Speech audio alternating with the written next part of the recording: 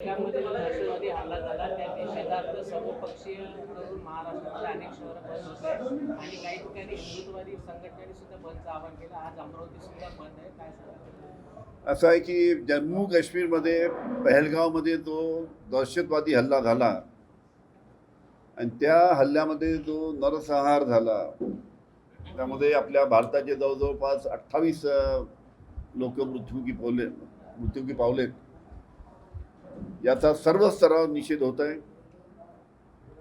त्याच्यामुळे अनेक शहरामध्ये सर्व जाती धर्माचे लोक एकत्र येऊन त्यानिमित्तानं शहर बंद करण्याचा त्यानिमित्तानं घोषणा केलेली आहे.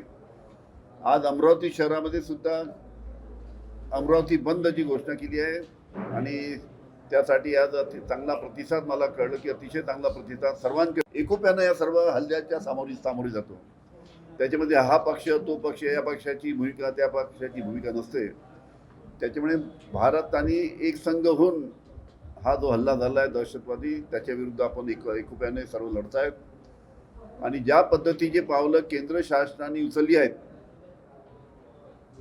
कडक पावलं उचलली आहेत की अटारी बॉर्डर बंद करायची, जे पाकिस्तानातनं जे नागरिक आले आहेत त्यांना व्हिसा त्यांचा रद्द करायचा, पाण्याचा करार सिंधू पाण्याचा करार रद्द करायचा, अशा ज्या काही कडक पावलं उचलले त्याला सुद्धा सर्व पक्षांच्या नेत्यांनी त्याला सुद्धा पाठिंबा दिलेला आहे. जेव्हा हल्ला झाला तेव्हा गॅसरेट व्हॅली आणि जवळपास अनेक किलोमीटर पर्यंत सैन्य किंवा पोलीस आढळून आले नाही असं पण आरोप होतो. ठीक आहे, त्याच्यामध्ये तो हल्ला झाला तो आता तसं पाहिलं तर जवळजवळ अंदाजे 200 किलोमीटर आतमध्ये पहलगाव आहे बॉर्डरपासून, पाकिस्तानी बॉर्डरपासून तिथे हल्ला झाला. त्याच्यामुळे तिथे इंटेलिजन्स फेल्युअर होतं का काय होतं, काय चूक झाली याची आता केंद्र शासनाचे वरिष्ठ स्तरावर त्याची चौकशी होईल.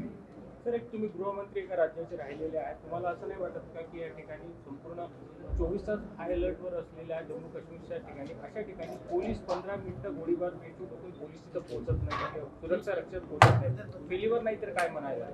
कसं आहे, काल ऑल पार्टी मिटिंग झाली. सर्व पक्षाचे वरिष्ठ नेते कालच्या दिल्लीच्या बैठकीमध्ये उपस्थित होते. त्या बैठकीमध्ये सुद्धा हा प्रश्न उपस्थित करण्यात आला की इथं इंटेलिजन्स फेल्युअर आहे का, इतका वेळ मदत यायला का लागला, अशा प्रकारचे अनेक प्रश्न उपस्थित करण्यात आले.